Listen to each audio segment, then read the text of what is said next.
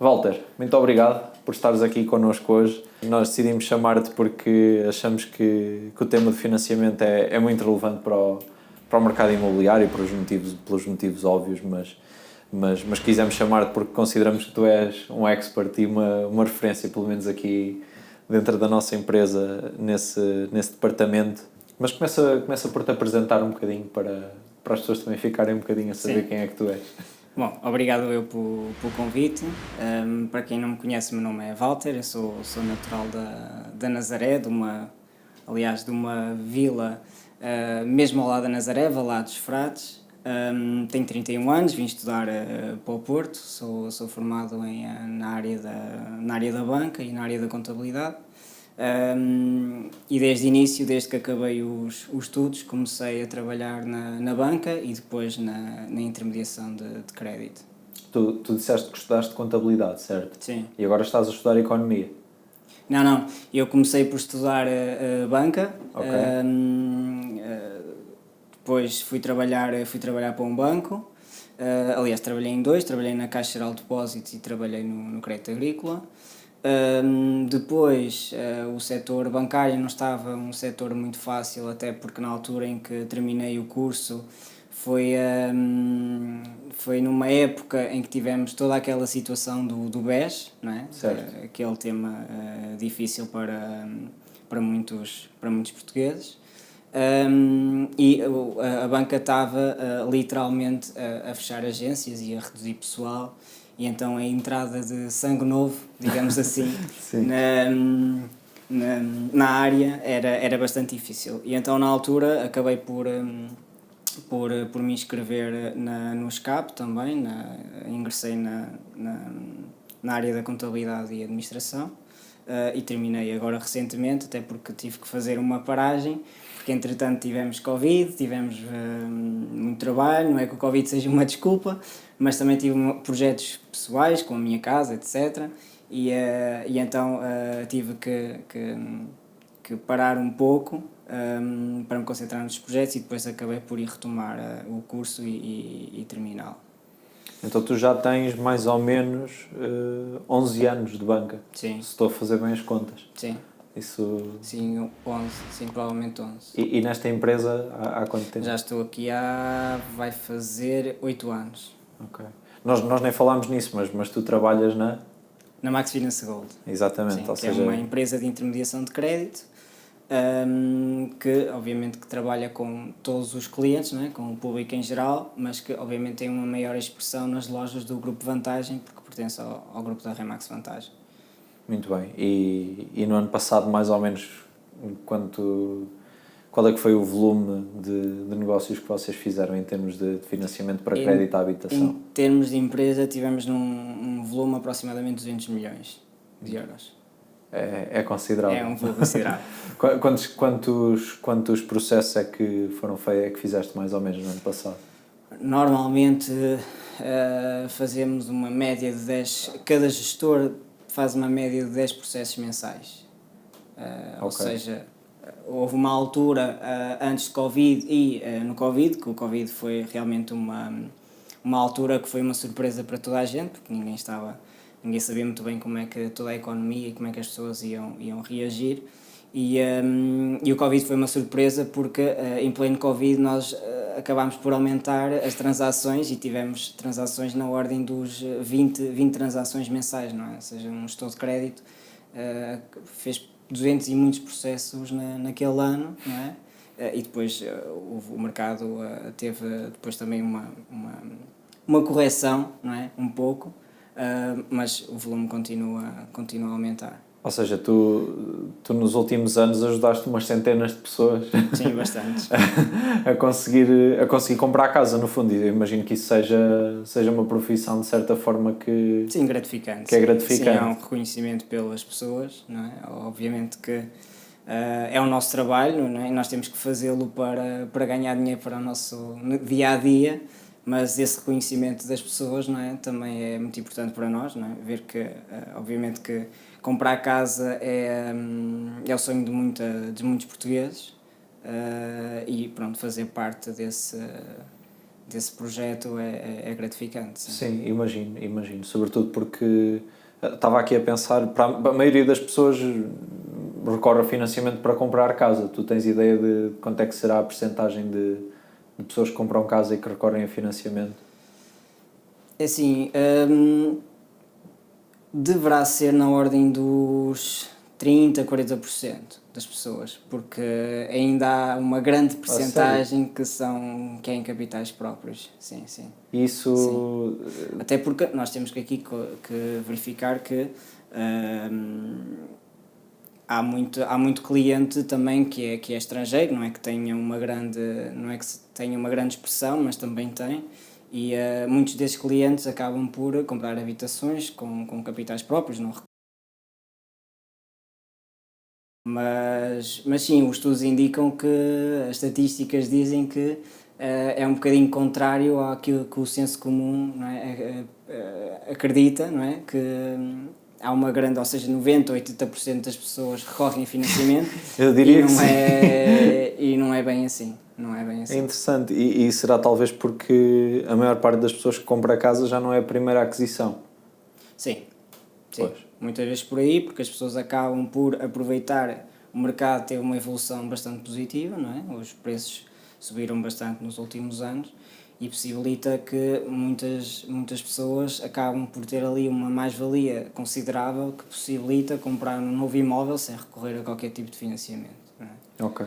Agora sim, acredito que nos próximos tempos haverá uma maior expressão de clientes a recorrer a financiamento, até porque existem novas medidas que para os jovens, não é? Que irão possibilitar que os jovens consigam comprar casa, porque nos últimos anos, não é? A estatística diz-nos que realmente quem compra casa é a partir dos 35 anos, ou seja, há uma fatia muito pequena de abaixo dos 35 anos comprar casa, porque muitos deles ainda estão a estudar, ainda não têm poupanças, e torna muito difícil a aquisição.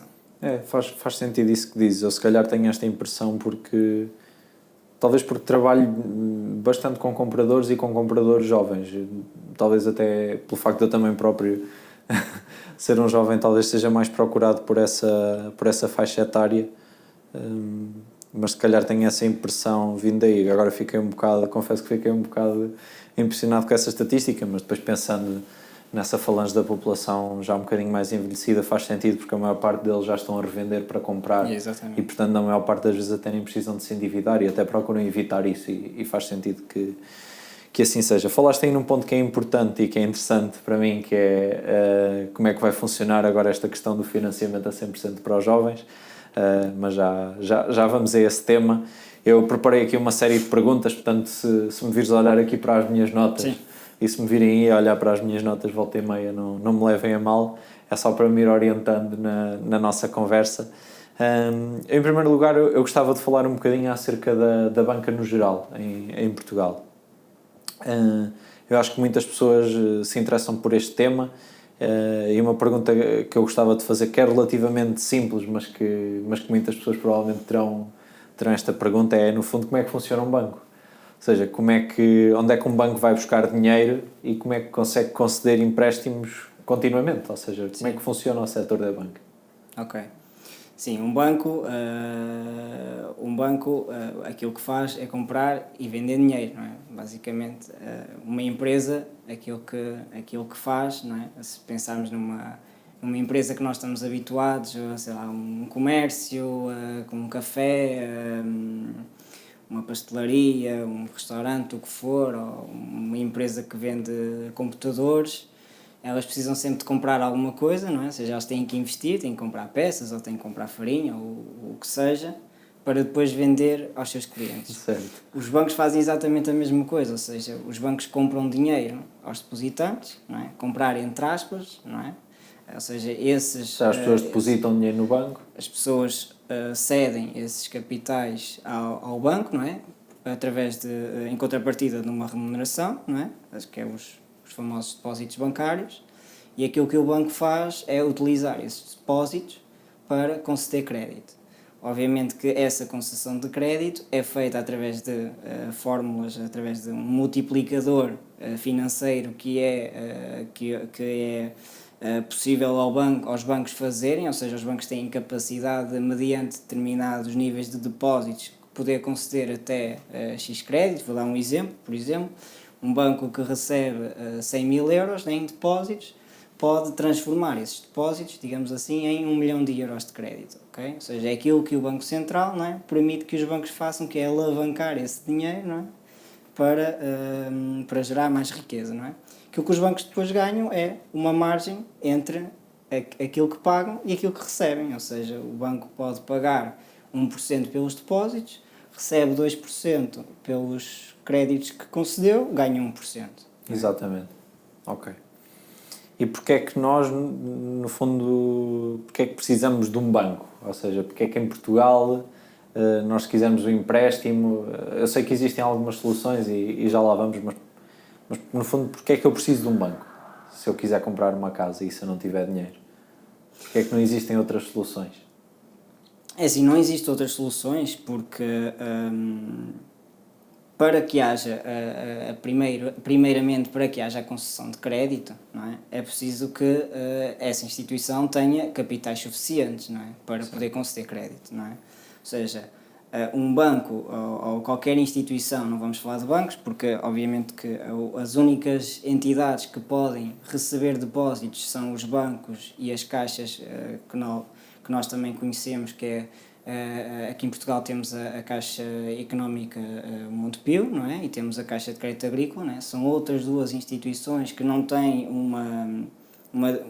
uma formação em termos de sociedade banco, não é? Mas que estão habilitadas também a recolher depósitos, ok? Ou seja, todas as outras instituições, não é? Vamos, por exemplo, a CTLM ou outra sociedade de crédito, não é? Que é esse o nome correto, não podem recolher depósitos para conceder crédito.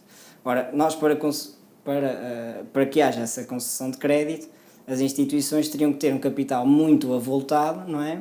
Para conseguir conceder crédito às pessoas, não é? Então, há a forma de que a recepção de depósitos para concessão de crédito é a única forma que possibilita que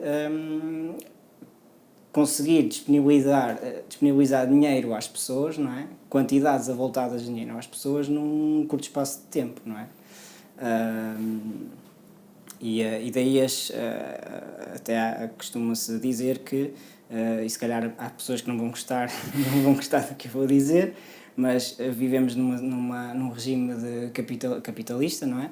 E costuma-se dizer que os bancos são o coração da economia, não é? Ou seja, se os bancos não estiverem a funcionar, se não estiverem a bombear sangue, ou digamos, se não estiverem a bombear dinheiro, a economia, por isso simplesmente, não flui. Sim, claro, porque muitas vezes isso facilita, muitas vezes não, ou seja, os negócios, no fundo, quando estás a começar uma empresa, tu tens que te financiar, não é? Tu tens que mover uma série de recursos para obter trabalhadores, matérias-primas, para teres uma fábrica ou para teres um lugar de atendimento ao público, no fundo, para depois conseguires fazer dinheiro. Se tu não tiveres alguém que te financie, é impossível tu também escalares esse negócio e gerares postos de trabalho e contribuires para a segurança social e contribuires e pagares os impostos, no fundo, e ajudares de certa forma a melhorar a sociedade sem financiamento ou sem o dinheiro vir de algum lado. Torna-se muito mais difícil gerar riqueza, no fundo, penso que seja essa a ideia, não é? Mas há outros sítios, eu penso que para empresas, se eu não me engano, existe uma solução que é o crowdlending, não é? Hoje em dia. Sim, existem outras opções de financiamento que não o crédito bancário ou o crédito hipotecário, não é? Ou seja, as empresas têm muito mais soluções do que os particulares, não é? Porque também têm negócios bastante diferentes, não é? Ou seja, normalmente as pessoas, para recorrer a financiamento, das duas uma, ou é para a aquisição de uma habitação, ou poderá ser para algum tipo de investimento que muitas das vezes acaba por ser dentro do ramo imobiliário, não é? Ou seja, uma casa para investimento, para arrendamento, ou o tipo de negócio, ou então recorrem a um crédito pessoal, não é? Onde podemos incluir aqui o crédito automóvel, não é? Enquanto que as empresas têm necessidades de financiamento muito superiores, não é? E não tão pontuais como os particulares, não é? Têm uma necessidade constante de financiamento, não é? E esses sim têm muito mais alternativas, não é? Podemos falar do leasing, não é? Que muitas pessoas conhecem, ou do factoring, ou do crowdlending, não é? Que é uma aliás, até temos uma empresa cotada em Portugal, não é? Que é a Raise, que faz crowdfunding, não é? Ou seja, basicamente o que eles fazem é têm uma plataforma. Normalmente estas empresas são fintechs, não é? Baseiam o seu negócio em tecnologia de ponta, não é? Ou seja, criam uma plataforma e o que fazem é encontrar as pessoas que têm necessidade de receber fundos e pessoas que têm necessidade de aplicar fundos, não é? Certo. E acabam por gerir todo aquele processo informaticamente. Eles próprios fazem um contrato, okay? O contrato é feito entre quem necessita do financiamento, neste caso a empresa, e o particular, um contrato normal, que segue todas as normas da legislação em vigor, e recebem depois uma comissão por esse encontro daqueles que têm necessidade de receber fundos e os que têm necessidade de aplicá-los. Ótimo, isso é uma solução muito, muito interessante. Tu tens ideia de quantos bancos é que existem em Portugal? Sim, teria que estar aqui a pensar um bocadinho neles para saber exatamente quantos são, mas eu acho que poderia destacar aqui os principais, não é? Ou seja, aqueles que têm a maior cota de mercado. Isso é público, não é? Pode-se ver isso no Banco de Portugal, na base dos Bancos de Portugal. Os bancos com maior expressão, obviamente, principalmente temos a Caixa de Depósitos, que é um banco português, e depois temos outros bancos que já não são propriamente portugueses, não é? Que já é capital estrangeiro, como o Santander, que é um banco espanhol, como o BPI, também temos o Novo Banco, não é? E depois temos outros bancos espanhóis, como o Banco Inter, o Abanca, ou seja, temos aqui, acabamos por ter aqui, dentro dos maiores bancos, o maior banco é um banco português, mas depois todos os restantes bancos praticamente são bancos espanhóis. Quando dizes que a Caixa é o maior banco, porque é que consideras que a Caixa que é o maior banco? Ou com base em critério? Ora, é o maior banco porque, para já, a estatística diz que o é. Ou seja, é o banco que tem a maior cota de mercado, é o banco que tem o maior número de depositantes, é o banco que também tem o maior volume de crédito concedido. E depois acho que não só por ser um banco português e por também ter uma história por detrás que lhe dá credibilidade e permite-lhe que tenha obviamente um maior volume de clientes, mas porque também acredito que seja um banco que tenha, ao longo dos anos, tenha evoluído bastante. E é um banco bastante credível, flexível e confiável para as pessoas em todos os processos do dia-a-dia. Uhum. É interessante esse ponto com que acabaste, de facto, de ser confiável. Como é que tu... Ou seja, que critérios, ou se tu fosse uma pessoa que não percebesse nada de banca, ou se estivesse a falar para alguém que não percebe nada de banca, como é que tu aconselharias essa pessoa a avaliar os vários bancos que estão disponíveis em Portugal? Assim, primeiro as pessoas devem, obviamente, consultar, e o mais fácil é consultar o Banco de Portugal, não é? E através do Banco de Portugal conseguimos ter uma estatística, não é? De quais são os bancos que têm a maior posição em Portugal. E depois, obviamente, procurar fóruns, não é? E existe, por exemplo, a DEC Proteste, não é? Em que faz uma classificação dos vários bancos, dos vários serviços que os bancos têm, não é? E essa classificação é dada muitas das vezes pelos próprios clientes, ou seja, os bancos são aquilo que a reputação deles é aquilo que os clientes lhe atribuem, não é? Nesses portais, certo, muito bem. Entrando agora aqui na área do crédito à habitação, acho que podemos começar pela pergunta óbvia, que é o que é um crédito à habitação? Sim, o crédito à habitação é um cliente que tem uma necessidade de comprar uma habitação, portanto pode ser uma habitação própria, para a sua habitação própria permanente, ou seja, para onde ele irá viver com a sua família, ou poderá ser um crédito para uma habitação secundária, uma casa de férias, ou até uma casa para investimento, não é? Para colocar no mercado de arrendamento. E é tão simples quanto isto, a pessoa tem uma necessidade de comprar uma casa, precisa de capital porque não dispõe do capital todo na hora para fazer a compra. Obviamente que isso obrigaria que as pessoas tivessem que constantemente ter poupanças ou criar poupanças avultadas para conseguir comprar uma casa, e como sabemos que na nossa sociedade isso não é possível, ou não é possível para a maior parte das pessoas, há necessidade de recorrer à banca através do crédito à habitação, e o banco depois irá financiar um determinado montante, não é? Mediante obviamente determinadas condições e verificando também determinados critérios, tanto do cliente como da própria casa, se cumpre todos os critérios para formalizar o crédito à habitação. Normalmente é chamado de crédito hipotecário. Sim, certo? Sim, porque traz uma hipoteca, não é? Ou seja, uma hipoteca para explicar um bocadinho melhor às pessoas o que é uma hipoteca.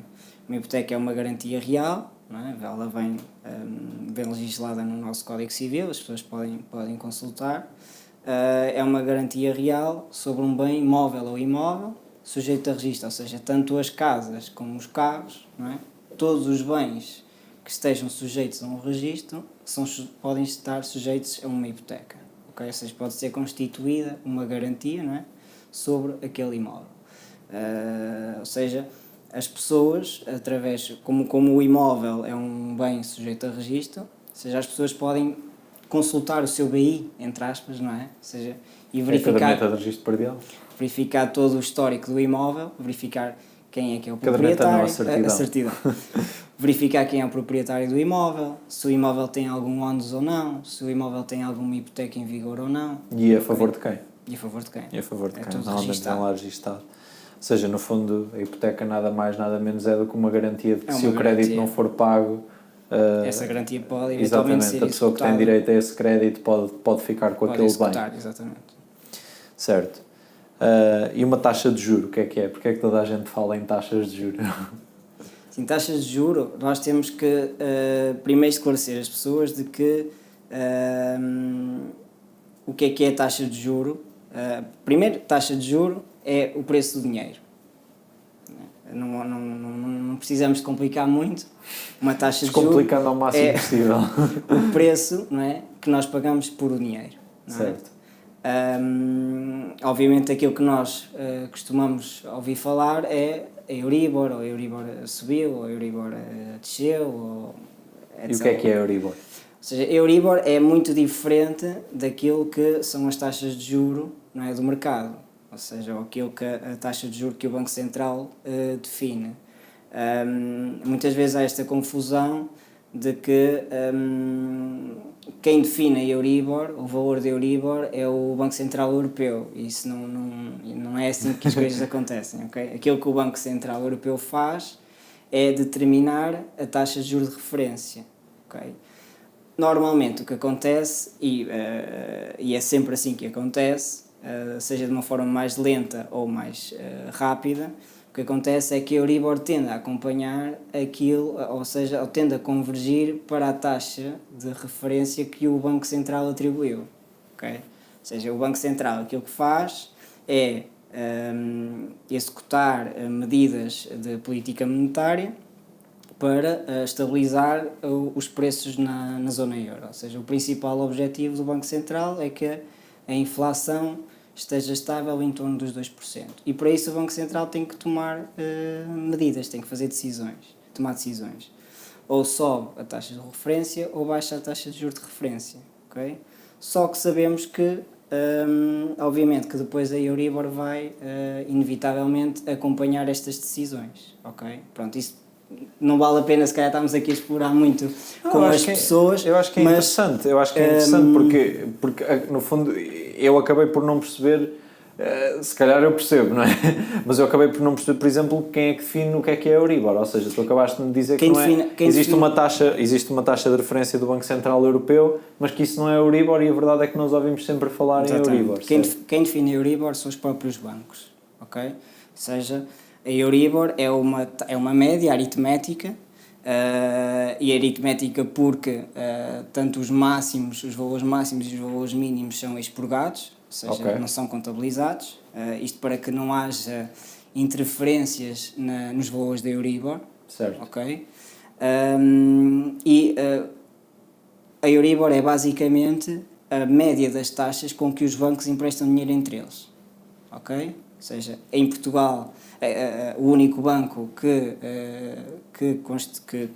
participa na constituição desta taxa é a Caixa Geral de Depósitos, okay? É o único banco que participa para o cálculo desta taxa. E os bancos têm necessidades de financiar-se entre eles, ou porque uns necessitam de reservas, não é?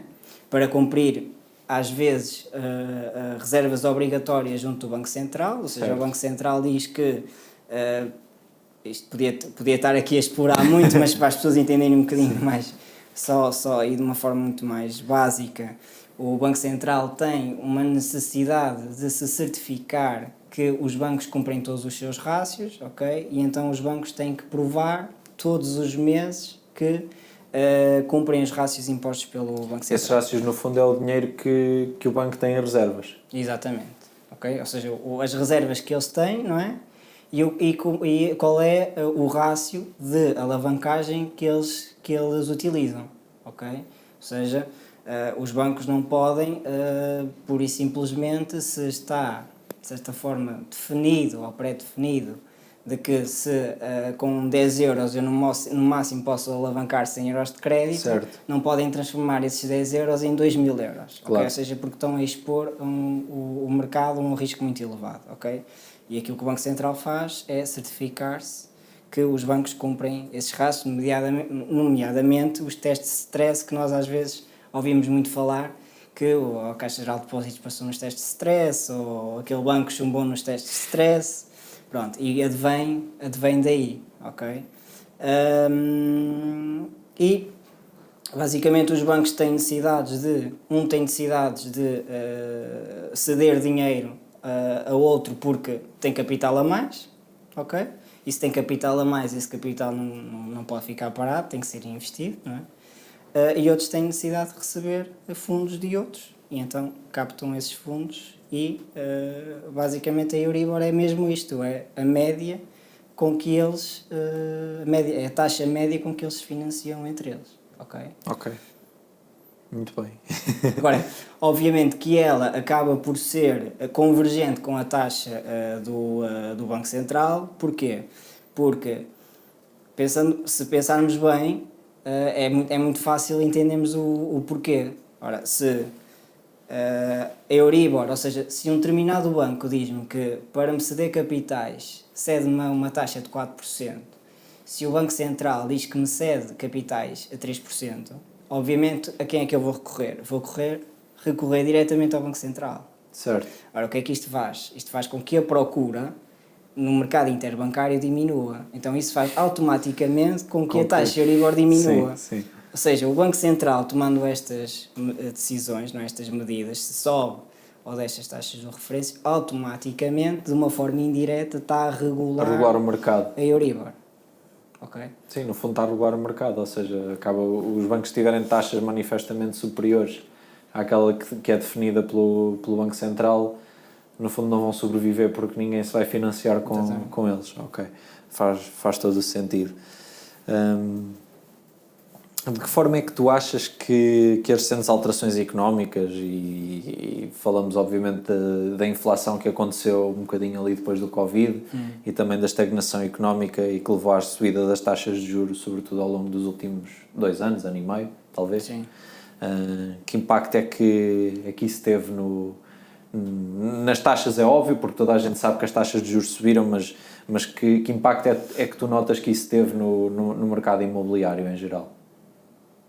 Sim, no mercado acaba por afetar todos os mercados quase da mesma forma, de uma forma mais expressiva ou não, não é? Ou seja, a inflação veio antes do próprio Covid, não é? Ou seja, o Covid muitas das vezes culpou-se o Covid por o facto de estarmos numa fase inflacionária, mas a inflação ocorreu antes disso, ou seja, as taxas de juros estavam bastante baixas, não é? A nível mundial, e os preços, obviamente, se nós estamos a conceder crédito às pessoas ou às empresas com taxas muito baixas, isso obviamente que esse dinheiro é apetecível, não é? Ou seja, esse dinheiro vai ser muito procurado. Então isso obviamente que faz com que as pessoas tenham um maior poder de compra, vão consumir mais e os preços começam a escalar, ok?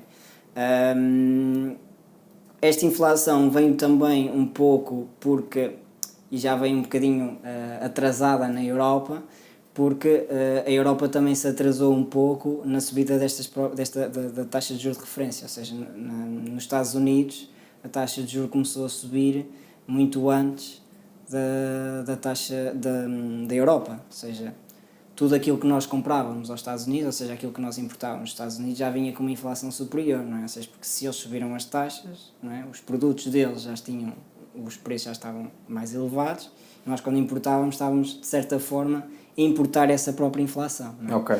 Depois veio o Covid, não é? Depois tivemos uma guerra, não é? Agora temos outras. Isso obviamente que depois obrigou a Europa a entrar num ciclo inflacionário muito grande e a taxa de inflação de repente passar para 10% e ter que tomar medidas drásticas na subida das taxas de juros muito repentinas, não é? Isso obviamente que afetou bastante o mercado imobiliário, porque não só para as famílias que já tinham crédito à habitação, porque viram as suas prestações subirem para 3 vezes mais, por exemplo, ou porque as pessoas que queriam comprar casa deixaram de o poder fazer porque o preço dos imóveis também estava já elevado, porque a procura vinha sendo grande e o preço dos imóveis tinha vindo a subir ao longo dos anos, e com prestações depois muito elevadas as pessoas deixaram de ter poder de compra para esses imóveis que estavam disponíveis no mercado, não é? E aí foi uma fase obviamente mais complicada para o setor e para as famílias, porque grande parte delas tiveram que adiar esses projetos. Certo. E nós tivemos também essa impressão ao longo do último ano. Acho que escolhemos um péssimo ano para entrar no mercado imobiliário. Péssimo do ponto de vista das oportunidades, porque naturalmente que houve menos, mas também nos obrigou de certa forma a termos que nos reinventar um bocadinho e, portanto, sim, também foi positivo porque preparou-nos melhor para os próximos anos, sem dúvida.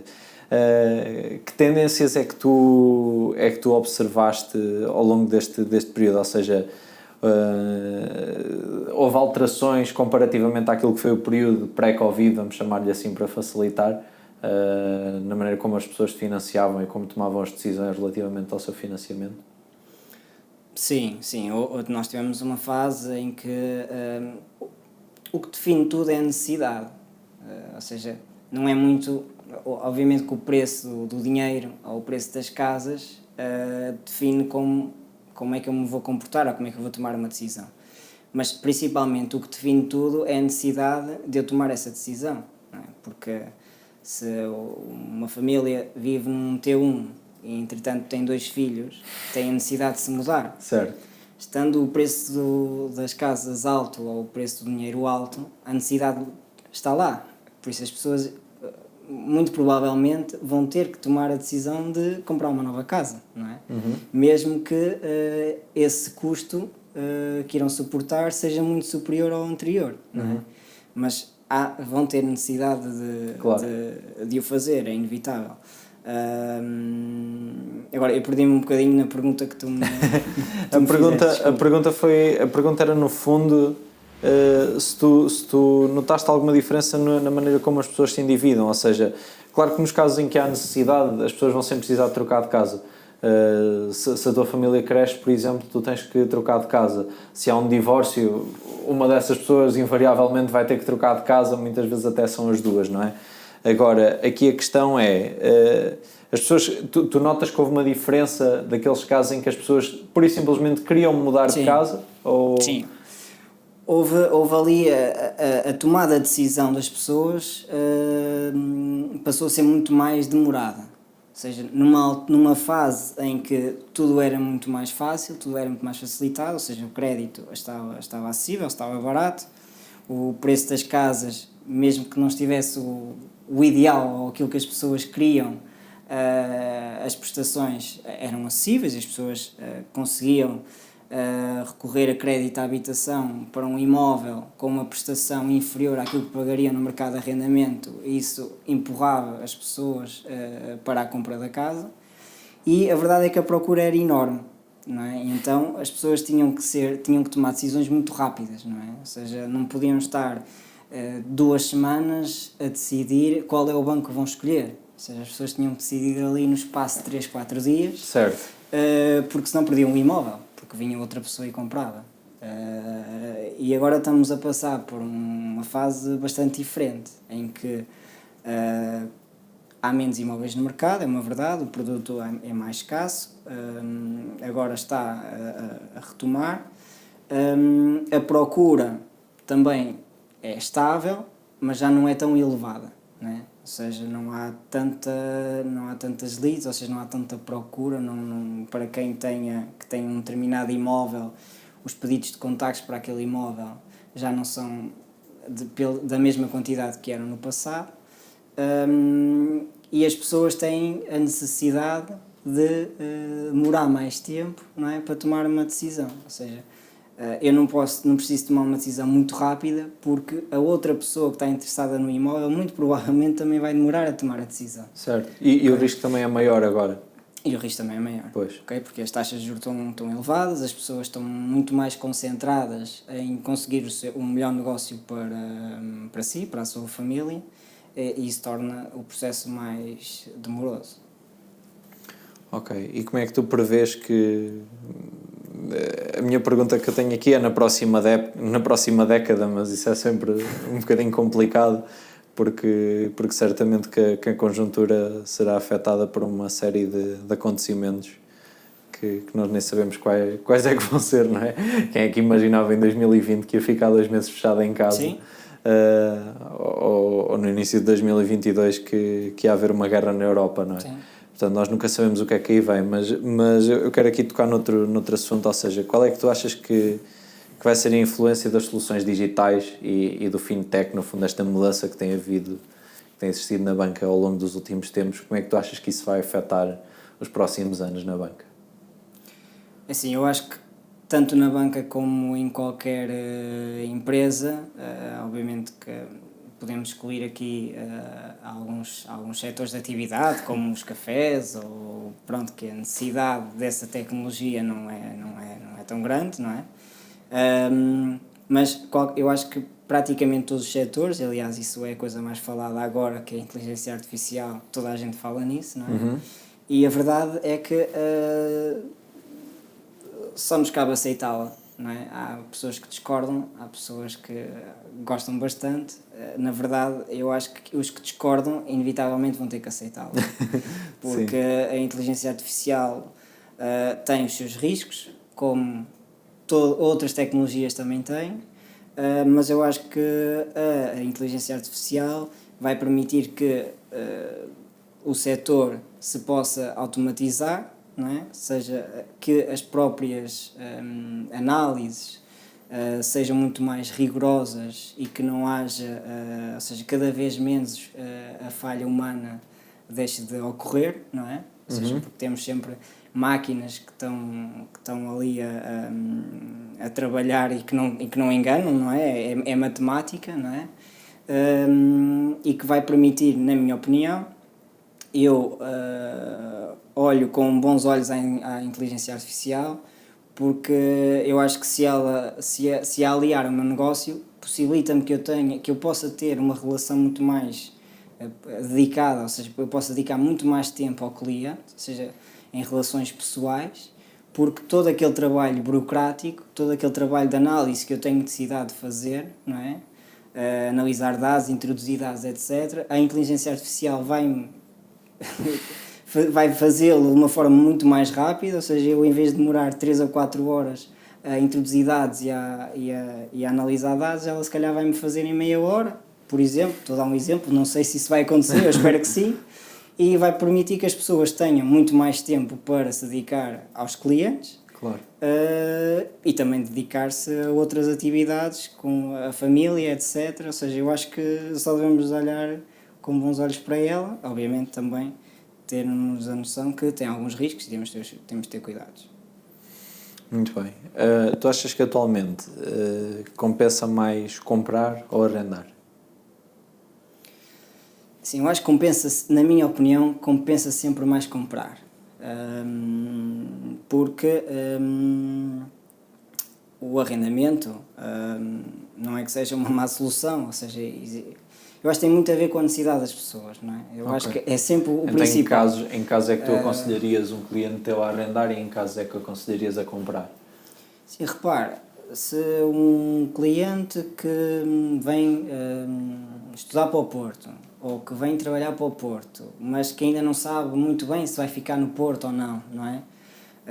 Se calhar a solução do arrendamento pode ser uma solução melhor para ele, não é? Porque ainda não sabe muito bem o que é que quer, não é? Se vai ficar muito tempo na cidade ou não.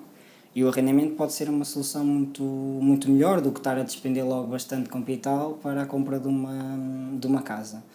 Agora, para uma família, eu acho que comprar casa deve ser sempre um bom objetivo, porque para já nós podemos salvaguardar o agregado familiar, não é? Porque nós não estamos dependentes de outra, aliás, não estamos dependentes de outra pessoa renovar o contrato ou não, certo, não é? Certo. E eu ter que procurar uma outra casa, ter que pegar em todas as minhas coisas e se calhar muitas das vezes ter que o fazer de uma forma muito célere para ir para outra habitação. E a verdade é que a habitação nós dependemos de nós próprios, não é? Ou seja, certo. ou pagamos a prestação, não é? Se pagarmos a prestação tudo corre bem, se não pagarmos a prestação, obviamente que a casa, se tivermos o crédito à habitação, é executada, não é? Pronto, isso é lógico. E a pessoa perde a habitação. Mas a verdade é que se a habitação cumprir todos os critérios anteriormente, ou seja, e o financiamento que é, porque os bancos protegem-se muito, cumpriu todos os critérios de solvabilidade, não é? Ou seja, todas as condições, obviamente que a casa facilmente é vendável e a dívida é liquidada, por isso a pessoa pode depois retomar a sua vida. Pronto, sabemos que é um processo bem mais difícil, mas eu acredito que a melhor opção seja mesmo a compra. Então, se calhar uma pergunta mais interessante. Quando é que tu aconselhas comprar a crédito? Ou seja, vamos supor que estamos a falar com um cliente que dispõe dos capitais próprios para comprar uma casa. Vamos supor que estamos a falar de alguém que tem mesmo muito dinheiro e que não teria problema em dispor do capital para comprar um imóvel. Existem situações em que tu aconselharias esse cliente a recorrer a financiamento para comprar um imóvel? Assim, isso depende sempre muito do perfil do cliente, não é? Se nós estivermos a falar de um cliente que é um investidor, que é conhecedor do mercado, que tem conhecimento de vários produtos que existem no mercado e que tem um perfil que lhe permite e conhecimentos que lhe permitem aplicar o dinheiro com aquela mesma quantidade de dinheiro num determinado produto com uma taxa superior, obviamente que é mais rentável fazê-lo, não é? Ou seja, é preferível fazê-lo, a comprar a casa, com recurso a financiamento, não é? Ou seja, porque se ele pegar em todos os capitais e comprar a casa, fica sem os capitais, já não consegue remunerar esses capitais. Certo, não é? E fica ali preso a um ativo. Perde ali uma fonte de rendimento. Certo. Se tem conhecimento para aplicar esses capitais noutros mercados com taxas de rentabilidade superiores àquilo que ele irá pagar pelo seu crédito à habitação, obviamente que aquilo que faz sentido é ele comprar, mas aí é uma veia muito mais investidora, não é? Certo. É comprar uma casa com recurso a financiamento, até pode fixar eventualmente uma taxa, não é? Para saber que não passa daquele valor, e depois aplicar esses mesmos capitais a uma taxa superior em determinados produtos que ele possa ter conhecimento. Certo, aqui já estamos a entrar um bocadinho no campo da consultoria financeira, mas no fundo pode fazer sentido, ou seja, mesmo aquele cliente que tenha todo o capital para comprar um imóvel, seja ele qual for, muitas vezes pode fazer sentido, em vez de tu teres, vamos supor, 1 milhão de euros afetados a um bem, tu teres esse 1 milhão de euros a render e a gerar-te riqueza e no fundo estares a pagar ter algo que te gere riqueza num nível superior àquele que tu estás a pagar, da prestação que tu estás a pagar ao banco. Isso faz todo o sentido que... Por vezes o que os clientes têm que ter, não é? Ou esse tipo de cliente, não é? E eles próprios também já têm um apetite pelo risco diferente, não é? Certo. Mas isso era obviamente que era possível. Por exemplo, quem tenha comprado uma casa com recurso a financiamento há 3 anos e que tenha conseguido fixar uma taxa na ordem de uns 1,5%, não é? Podia ter aplicado no ano passado esses mesmos capitais por exemplo, em certificados de aforro, que estavam a 3,5%, quase 4%, não é? Aliás, acho que houve uma fase que eles até estavam a 4%, não é? Certo. Ou seja, ele estava automaticamente a ter uma receita, ou seja, aquilo que ele recebia era superior àquilo que ele pagava. Claro, ou seja, partindo do pressuposto que investiste o mesmo dinheiro no imóvel e no certificado de aforro, tu estavas a ganhar muito mais, estavas a ganhar dinheiro porque aquilo que tu pagavas... Sim, estava a ganhar 3%. Claro, exatamente, ou seja, o certificado de aforro dá-te 4,5% e tu só estás a pagar 1,5% ao banco. Portanto... Isso possibilitava que essa família, não é, ou esse investidor, ele próprio pudesse pegar nesses capitais e pagar a prestação, e ainda os capitais que sobravam, ele poderia acumulá-los, não é, durante o tempo, e depois pegar nesses capitais ou até amortizar o seu crédito à habitação, não é? Ou seja, o seu crédito à habitação estava a ser pago, não é? Quem estava a pagar o seu crédito à habitação na prática era o Estado. Era o certificado de aforro, exatamente, sim. Muito bem, acho que isso é uma perspectiva interessante, porque muitas vezes nós temos clientes que... Sim, mas obviamente que é um perfil bastante diferente e mais incomum, não é? Claro, mas eu pelo menos eu acho que é importante colocar as cartas em cima da mesa e depois deixar as pessoas decidir. É para isso que nós aqui estamos. E eu queria saber se no fundo a tua visão e ao encontro da minha, eu acho que sim, porque muitas vezes eu tenho clientes que me dizem mas eu tenho os capitais próprios para comprar o imóvel, eu não preciso de financiamento, e eu tenho sempre pelo menos o cuidado de dar essa ideia à pessoa de que pode ser até inteligente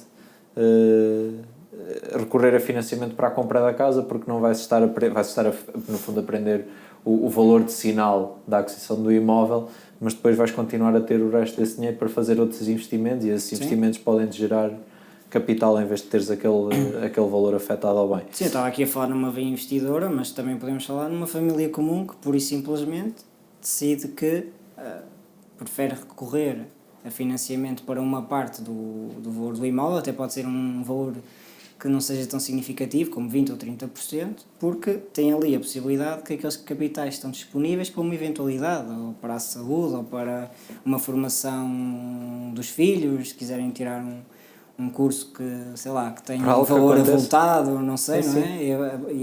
E tem esses capitais ao seu dispor para fazer face às necessidades. Muito bem.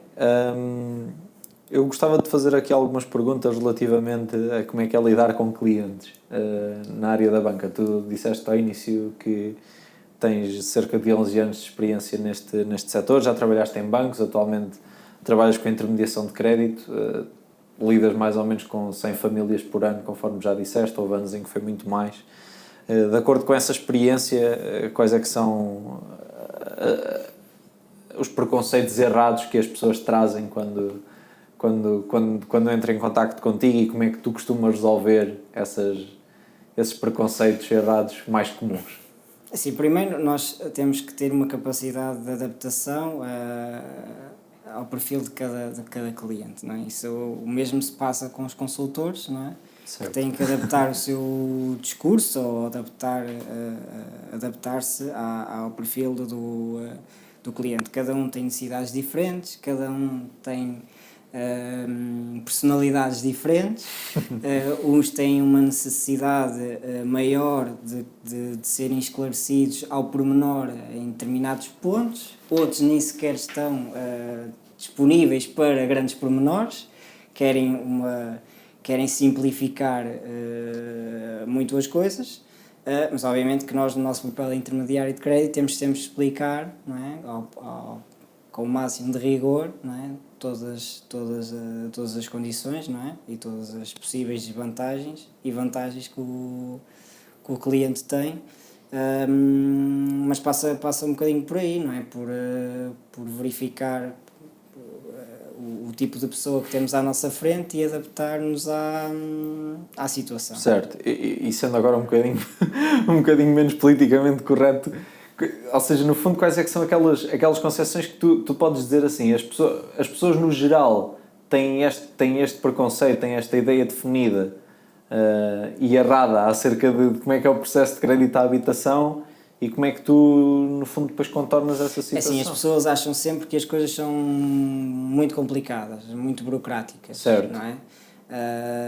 Muitas vezes as pessoas vêm já, algumas, vêm com o preconceito que pronto, os bancos, é preciso ter muito cuidado com os bancos, porque os certo. bancos não dão nada a ninguém, não é?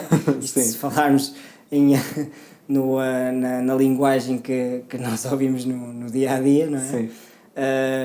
Que os bancos não dão a ninguém, que tudo, eles cobram-se por tudo e por nada, pronto, etc. Existem taxas para tudo e para mais alguma coisa. Comissões para tudo, taxas para tudo, pronto, e aquilo que temos que fazer explicar, entender as pessoas é que existe muitos procedimentos, é verdade, o processo é bastante burocrático, existem muitas fases, mas todas elas é para salvaguardar as pessoas, as famílias, de que estão a fazer um negócio, que estão a fazê-lo de forma consciente e que no final estão a tomar uma decisão, obviamente, novamente de uma forma consciente e que com um sentido de tudo o que é que pode correr mal e o que pode correr bem.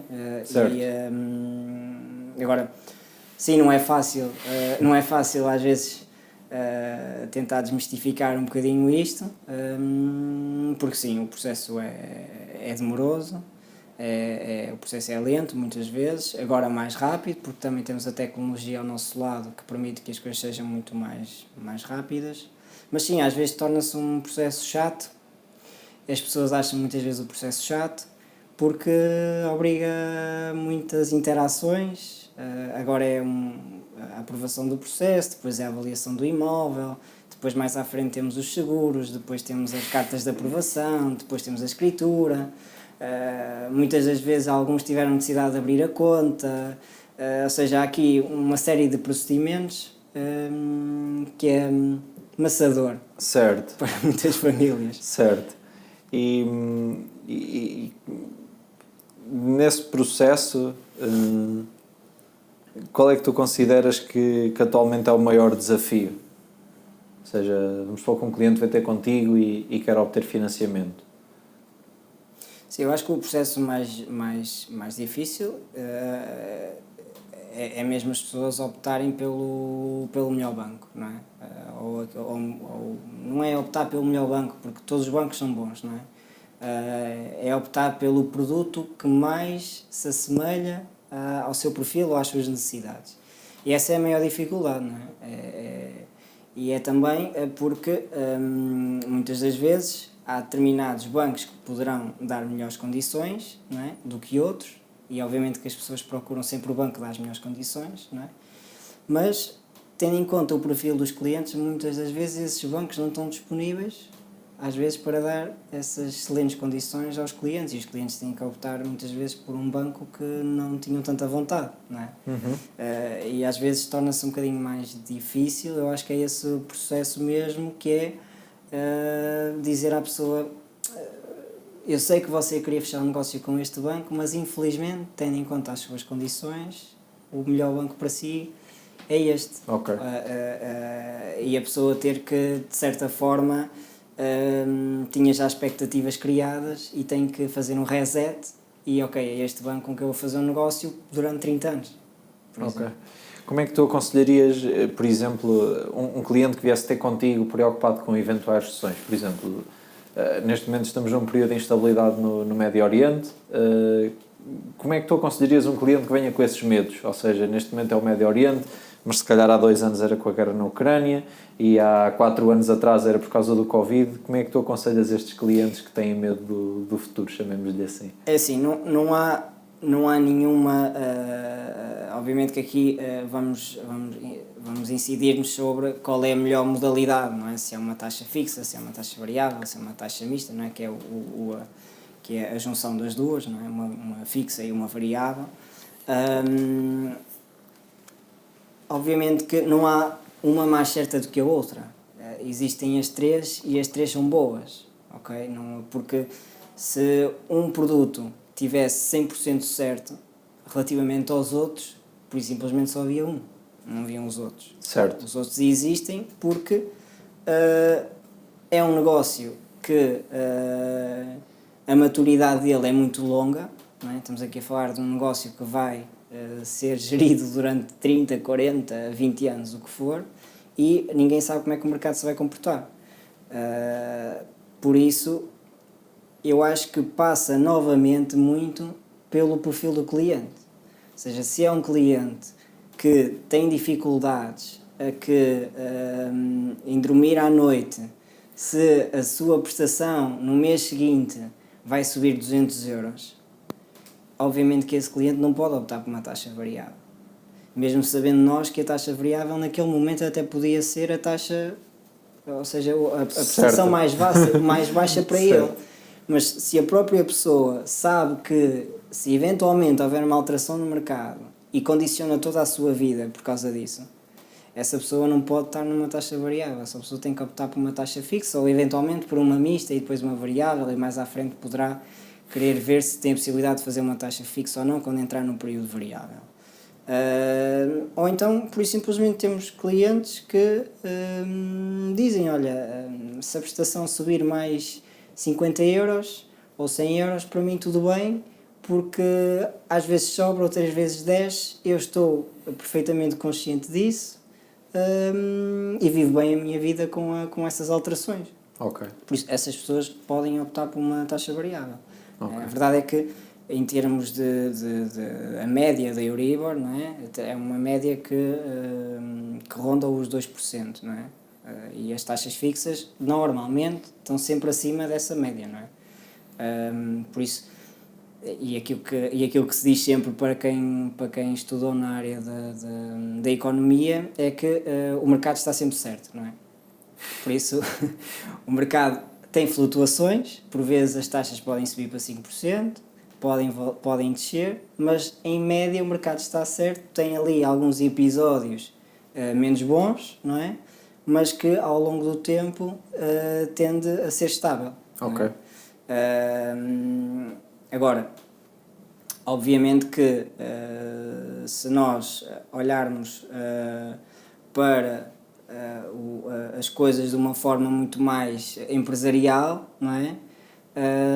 Um cliente que tenha perfeita noção que hoje pode pagar uma taxa de 5%, mas que amanhã pode pagar uma taxa de 0%, por exemplo, e que a sua média está em torno dos 2%, não é?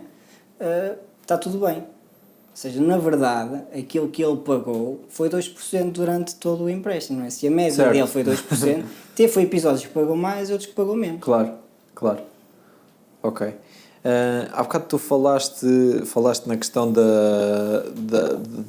da complexidade e da morosidade do processo de financiamento.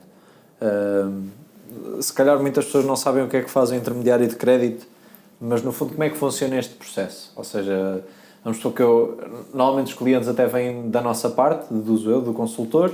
Eu tenho um cliente, o cliente eu encaminho para ti, e como é que funciona o processo a partir daí?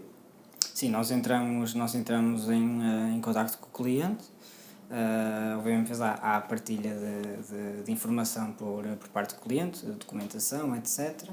E o nosso trabalho é, mediante o perfil do cliente, mediante as condições financeiras que o cliente nos apresenta, nós percebermos dentro do mercado qual é os bancos que melhor se adaptam, não é, àquele cliente. Ou seja, tu entras em contacto com todos os bancos que são parceiros da Global Max Finance. Exatamente. Obviamente que há uma filtragem mediante o cliente, porque obviamente que se mediante aquele perfil eu sei que aquele banco não irá apresentar uma proposta ou uma proposta que seja apetecível para o cliente, não faz sentido o envio do processo, não é? Ou seja, primeiramente há uma filtragem da nossa parte em perceber quais são os melhores bancos para o cliente e depois é colocar as cartas na mesa, não é? É apresentar as várias propostas, ser imparcial, o mais imparcial possível, explicar os prós e os contras de cada banco e de certa forma deixar que o cliente tome a decisão, não é? Porque a decisão é sempre dele, certo. Ou seja, que o nosso papel não é influenciar o cliente a uma determinada decisão, é informar e ele tomar a sua decisão. Ok. E a partir daí, como é que funciona o processo? Ou seja, vamos supor que depois o cliente escolhe o banco, já tem o imóvel selecionado, como é que funciona a partir daí? Sim, depois aquilo que fazemos é o cliente passa pela abertura da conta, não é? Junto àquele banco, é feita a aprovação do crédito, porque numa primeira fase aquilo que é feito normalmente é viabilidade, ou seja, o processo é visto pelos vários bancos se é viável ou não a uma aprovação.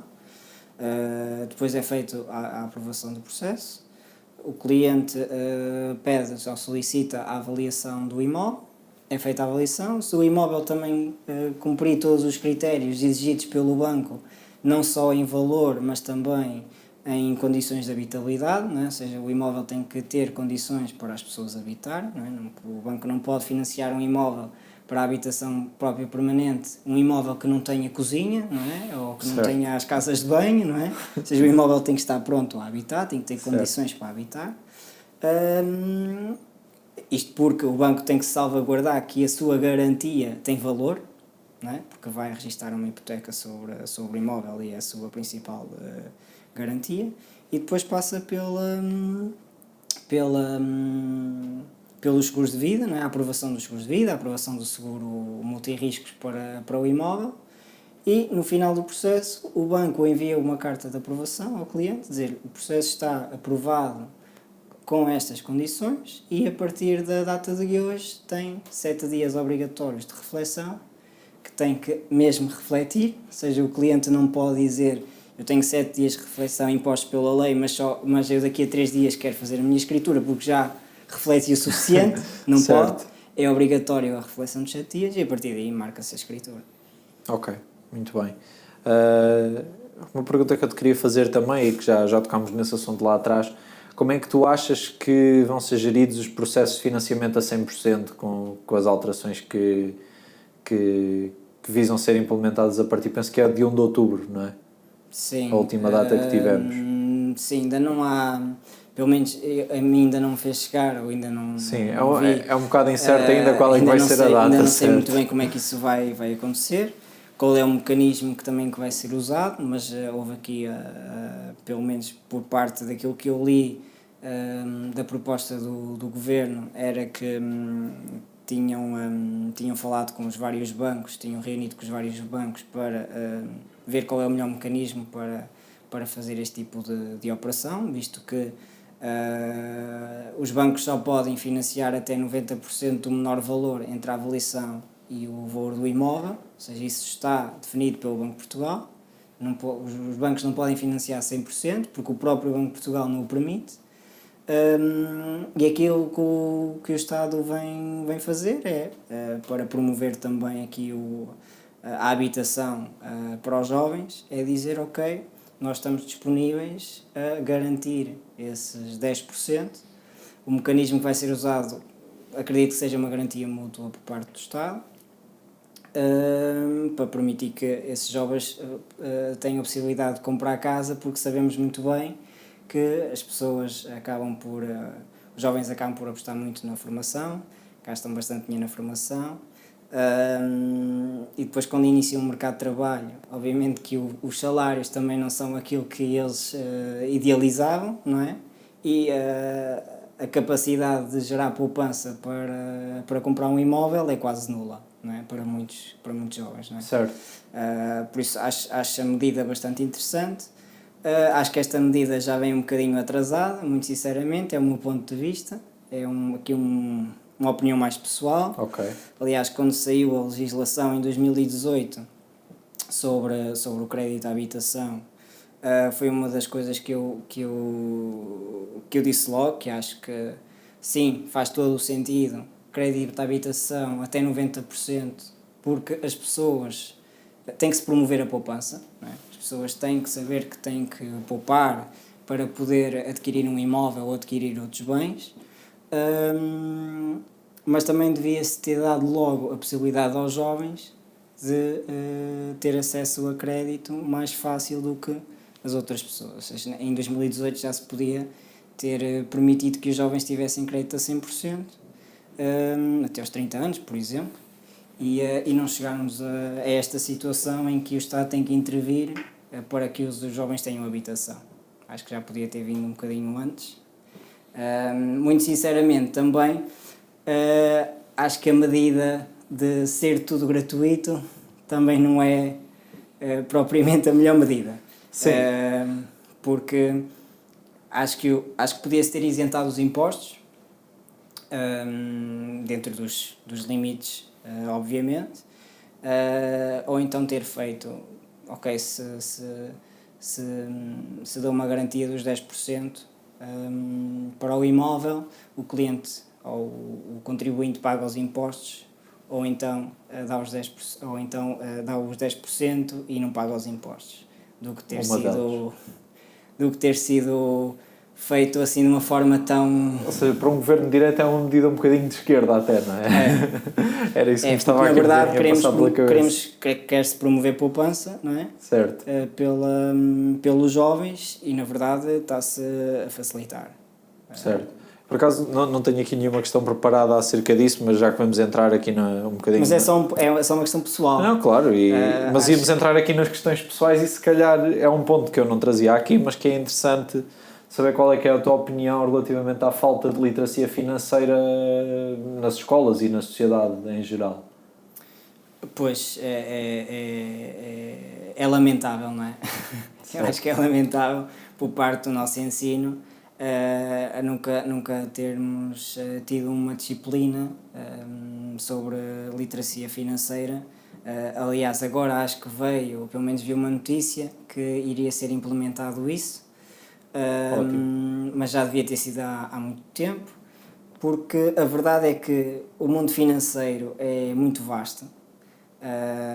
Está, como tudo, a tecnologia está em constante evolução, o mundo financeiro está em constante evolução, há sempre produtos novos a surgir, há sempre riscos novos a surgir. Nós já vimos na televisão muitos casos de burla, seja, hoje em dia temos muitos jovens que optam por o mercado da bolsa, não é? Através de corretoras e através de produtos alavancados, que têm riscos muito elevados para quem não pertence que não está na área financeira, e realmente não há por parte das escolas ou por parte do Estado, não há uma salvaguarda relativamente a isso, não é? Ou seja, as pessoas vão trabalhar aos 18 anos, quem não quiser estudar vai trabalhar, recebe o seu primeiro recibo de vencimento, não olha para aquilo, não percebe nada do que está ali, ou tem que emitir um recibo verde, não sabe como é que há de emitir, não sabe as taxas que ali estão e porque é que elas existem, não sabe o que é o IVA, não sabe o que é o IVA, não sabe quais são as suas obrigações fiscais, as suas obrigações fiscais mínimas, não é? E quando é que terão que as cumprir? Exatamente, o que é que têm de declarar e quando? Isso, eu acho que isso é fundamental. Eu pelo menos falo por mim, eu comecei a trabalhar aos 21 anos de idade e aquilo que eu senti foi um bocado isso. O que é isto que me está aqui a aparecer? Porque eu abri atividade nas finanças e na altura eu não fazia ideia de com quanto é que eu tinha que contribuir para a Segurança Social. Na altura não era nada, porque na altura ainda estava isento, não é? E estava isento do IVA também. Mas olha, dou-te um exemplo. Eu fiz uma declaração de IVA dos primeiros recibos verdes que emiti para os meus clientes e não tinha que ter feito e acabei por ter que entregar um valor em IVA que na verdade não devia. Pois. Se fosse ao contrário, era uma chatice, assim ninguém me devolveu o dinheiro e eu fiquei a ver, penso que foram 60 e tal euros a ir embora, porque não fazia ideia de quais é que eram no fundo as minhas obrigações e até acabei por entregar mais do que aquilo que tinha que entregar e no fundo eu acho que depois podemos transpor isto para outra escala que já se prende muito até com os mercados financeiros, não é? E com a obtenção de financiamento para a compra de casa, por exemplo, que sim, acho que esse é nós acabamos por tomar más decisões, a maior parte das pessoas acaba eu acho que por esse é o tomar... maior risco dos jovens, muito sinceramente.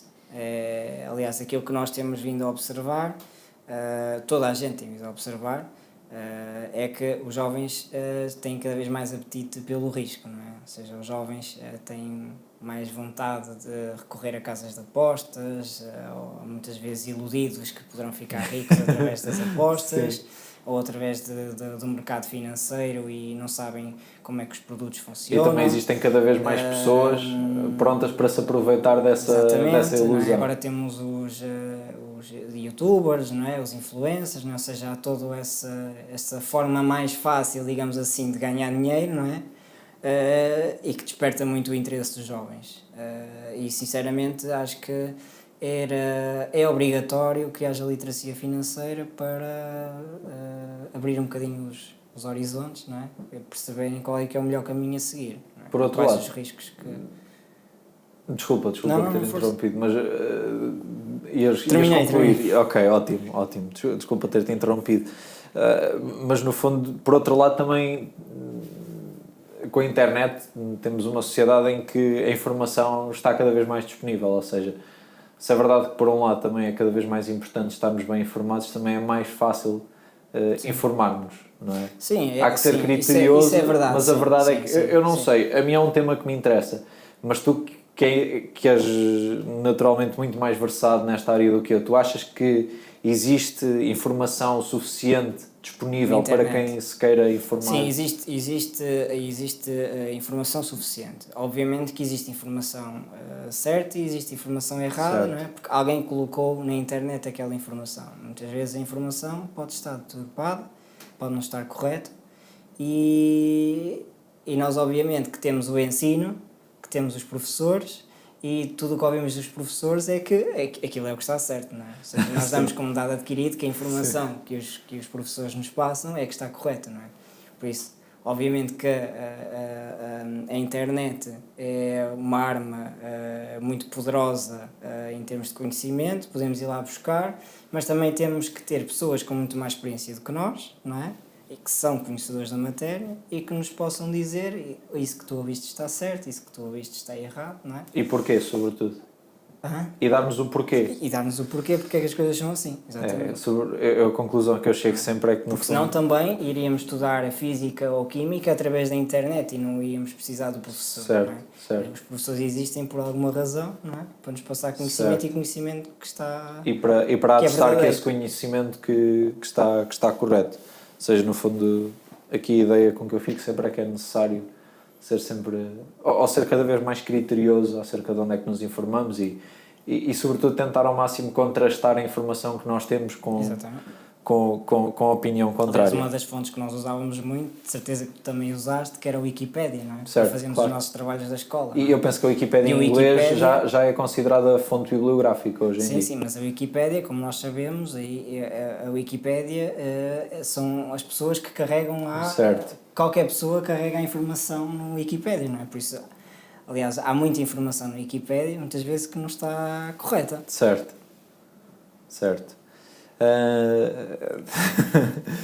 Eu para finalizar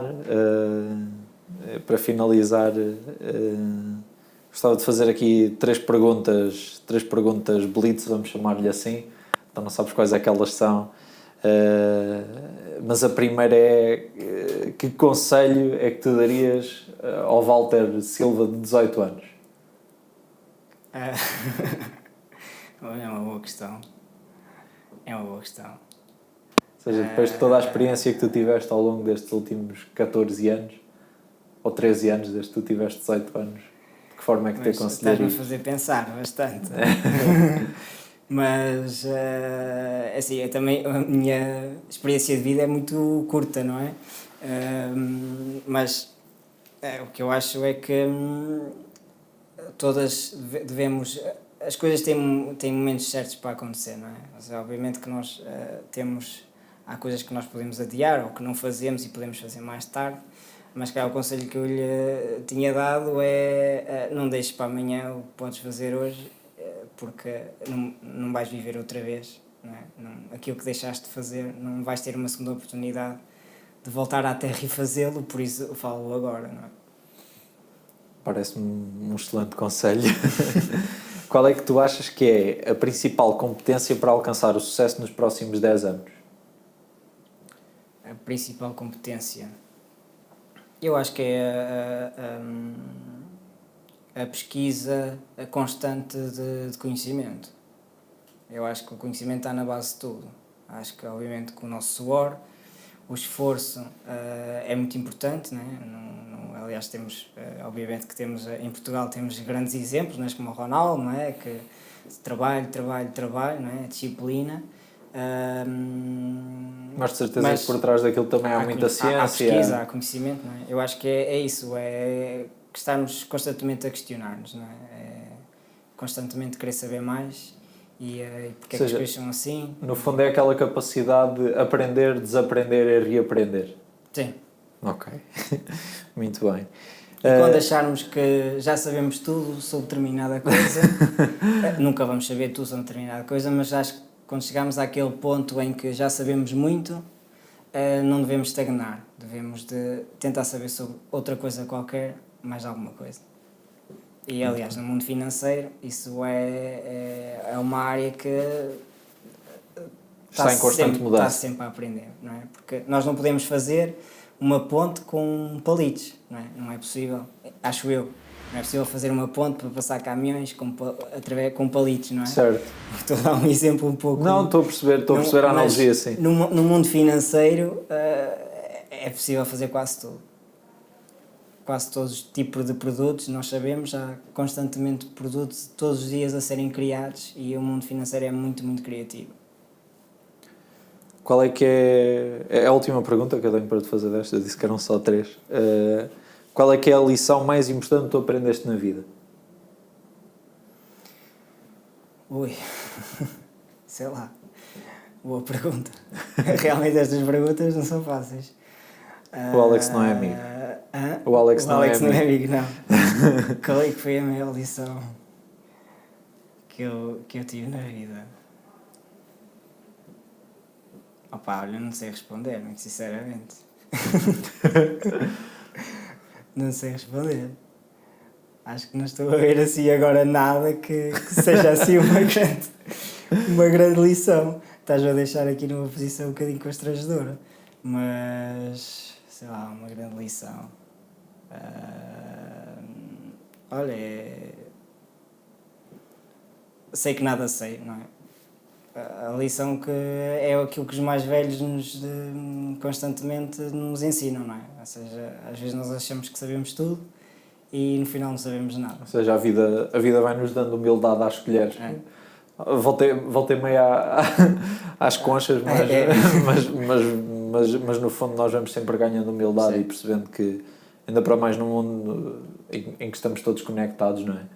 Em que quando tu achas que finalmente estás a tornar bom em algo ou que estás a dominar algo, existe sempre para alguém que sabe mais ou que já fez isso ou que já pensou nisso. E, sim, parece-me uma boa lição essa lição da humildade.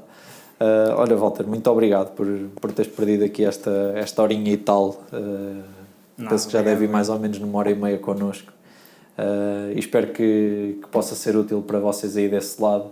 Eu sei que é um tema que não apela a toda e qualquer audiência, mas pessoas que se interessem por mercados financeiros, por banca, ou até por perceber como é que funciona o processo de financiamento. Eu espero que verdadeiramente possa ter sido útil. E se tiverem alguma dúvida, estejam à vontade para entrar em contacto connosco ou entrar em contacto com o Walter. Ele está quase todos os dias, não vou dizer todos, porque volta e meia também tens que te dividir entre outras agências do grupo, mas muitos dias ele está aqui connosco. E qualquer dúvida que tenham relativamente ao processo de financiamento para a compra de habitação, nós estamos aqui para ajudar e para esclarecer qualquer dúvida. Ainda para mais, isto é um serviço que é gratuito. Que é gratuito, não tem qualquer custo associado. Sim. Portanto é aproveitar mesmo. E vemo-nos no próximo vídeo.